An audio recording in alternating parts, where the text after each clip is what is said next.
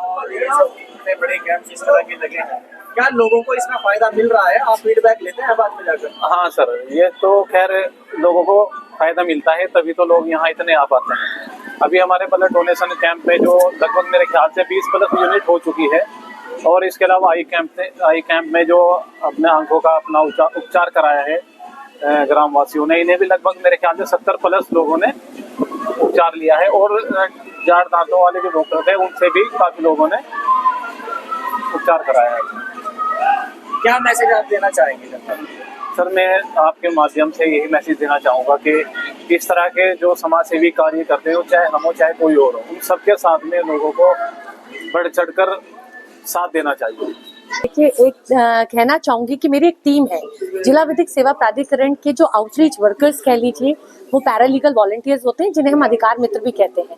तो इन अधिकार मित्रों का ये कार्य होता है, और बहुत ही महत्वपूर्ण कार्य होता है कि जो माननीय राज्य विधिक सेवा प्राधिकरण से हमें दिशा निर्देश प्राप्त होते हैं प्रत्येक माह के लिए, तो उसमें ये जन जनता के बीच में जाकर आम जन को कानूनी जानकारियां देते हैं। उनको अगर उनके कोई विवाद है या किसी प्रकार से उन्हें हम निःशुल्क विधिक सहायता प्रदान कर सकें, तो वो उनकी नोटिंग्स लेते हैं और उन्हें हम तक लेकर आते हैं, ताकि हम उन्हें जैसे भी हो सहायता प्रदान करें। तो आज मेरी पैरालीगल वॉलंटियर्स की टीम, जो कि लीड कर रहे हैं हमारे मुनव्वर भाई, और साथ ही में नौशाद जी हैं, और भी बहुत सारे लोग हैं, इन्होंने यहाँ के जो हमारा सिविल हॉस्पिटल है, साथ ही साथ यहाँ पर ब्लड बैंक रुड़की है, इनके साथ कोलैबोरेट किया। पुलिस पर्सोनल्स हैं, पुलिस विभाग है, उनके साथ भी कोलैबोरेट किया, ताकि हम सभी लोग, सभी विभागों का एक तो रिप्रेजेंटेशन यहाँ बिजौली गांव में हो, और यहाँ की जो आम जन है, यहाँ के जो बच्चे हैं, इन लोगों को हम कानूनी रूप से जागरूक कर सकें, क्योंकि ये बहुत ही महत्वपूर्ण कार्य होता है हमारा, जिसे हम आउटरीच प्रोग्राम कहते हैं, और लोगों को कानून की जानकारी देते हैं।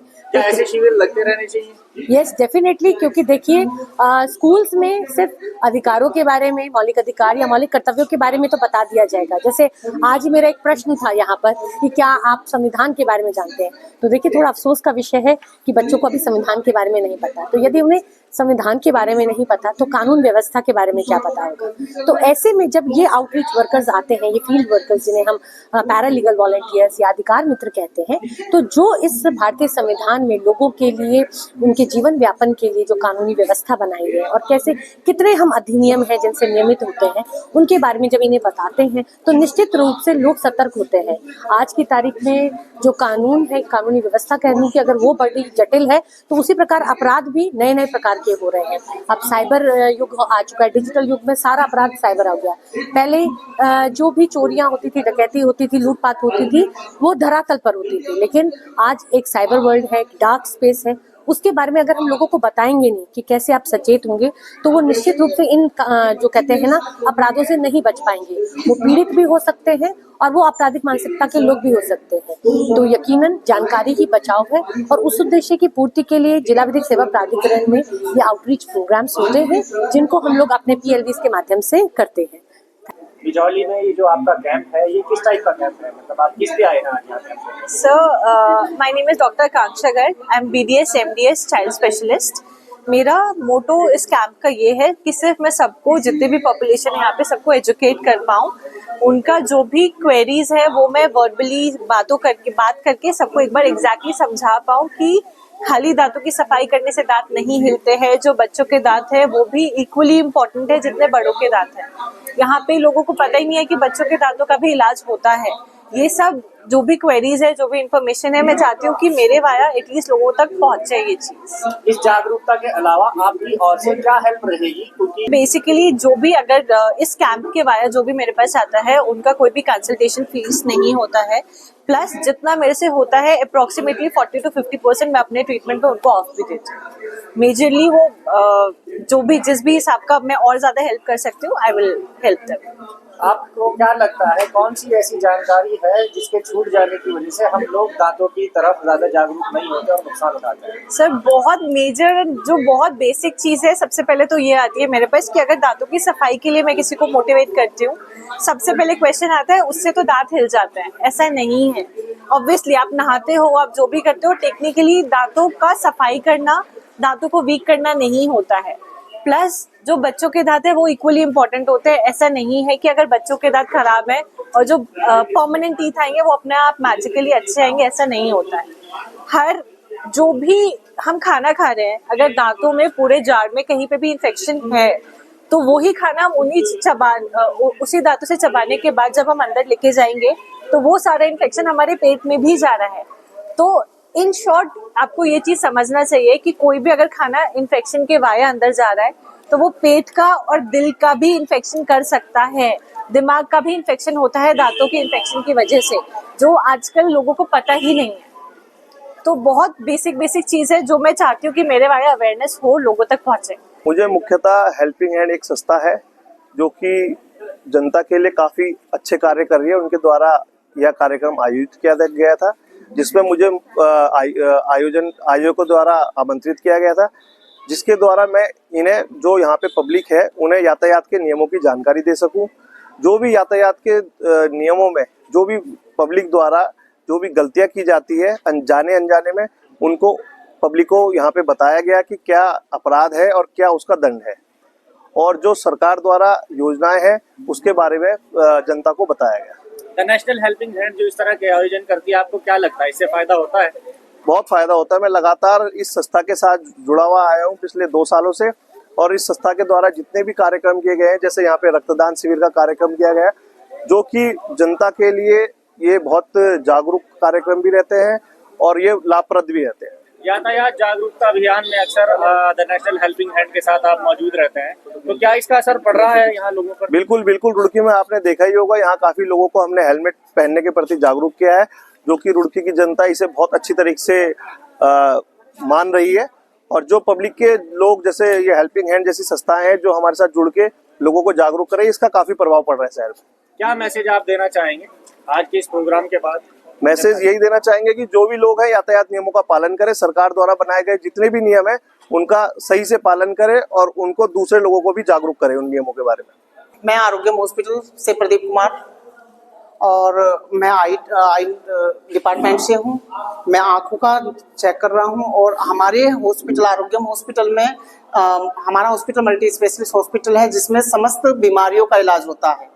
हमारे यहाँ पे समस्त प्रकार के ऑपरेशन भी बिल्कुल सावधानी पूर्वक और अच्छे किए जाते हैं। आयुष्मान कार्ड और ESI कार्ड से भी किए जाते हैं। हर प्रकार के पेशेंट हैं यहाँ पे। मैंने लगभग 70 पेशेंट का ट्रीटमेंट की आंखें चेक की है, जिसमें से लगभग मैंने 10-12 पेशेंट कैटरेक्ट सर्जरी के निकाले हैं।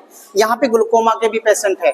यहाँ पे चश्मे का नंबर ज़्यादा से ज़्यादा लगा हुआ है, और बहुत अच्छे यहाँ का ट्रीटमेंट मैंने किया है, अच्छे से ट्रीटमेंट किया है। आप जांच कर रहे हैं, कुछ मेडिसिन वगैरह भी लोगों को दी जा रही है? हमारे आरोग्यम हॉस्पिटल की तरफ से हम मेडिसिन भी फ्री में देते हैं, जिसमें हमारी आंखों की आई ड्रॉप्स भी है, थोड़ी सी पेनकिलर टैबलेट भी होती है, और बाकी हम चश्मे भी प्रोवाइड कराते हैं फ्री में।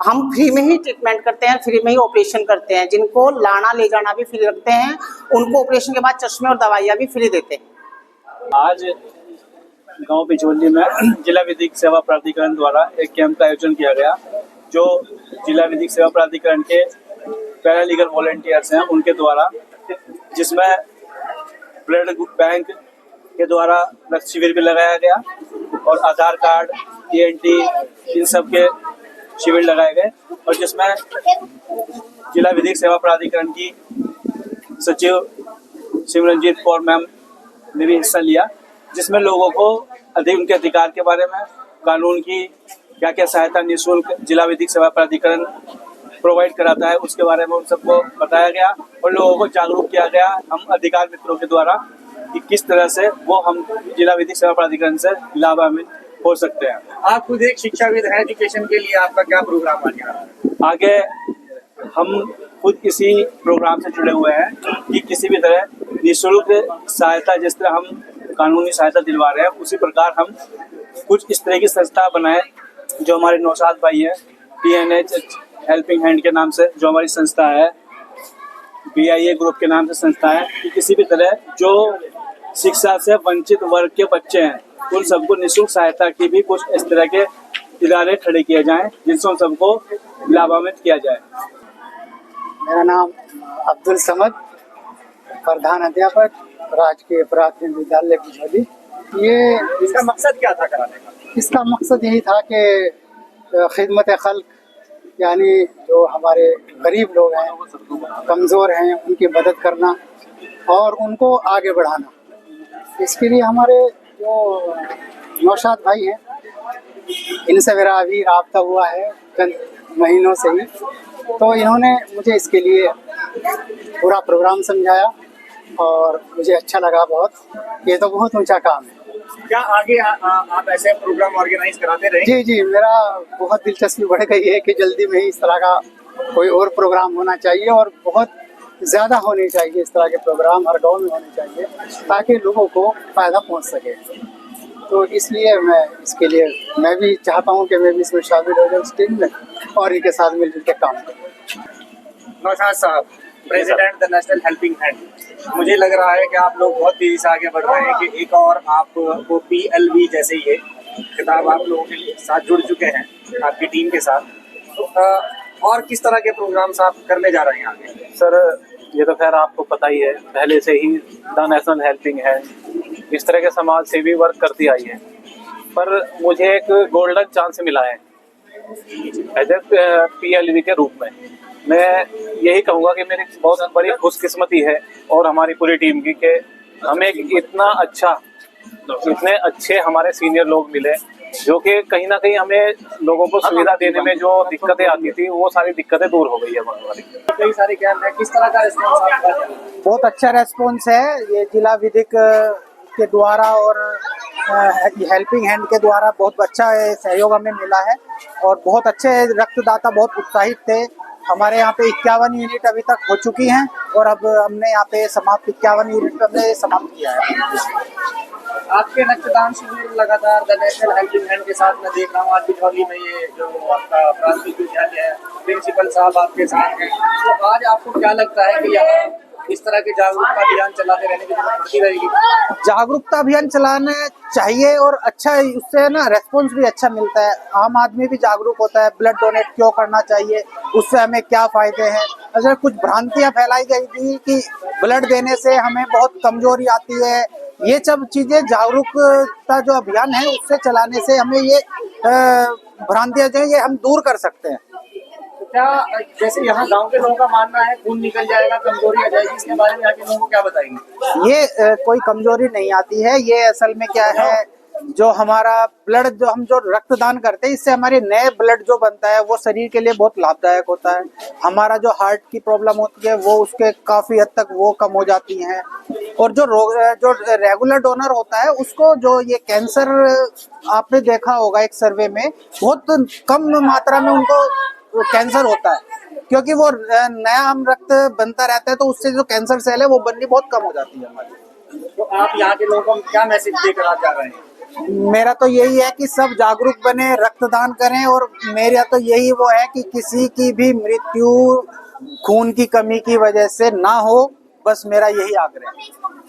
थोड़ा सा अपना एड्रेस बता दीजिए, कहाँ मिलेंगे, कैसे सेवा करते हैं, कहाँ है? मैं हम रुड़की ब्लड सेंटर है ईदगाह चौक पे, लोटस होटल जो पहले था सचिन इंटरनेशनल होटल है उसके बिल्कुल सामने। 24 घंटे हमारी सेवा उपलब्ध है।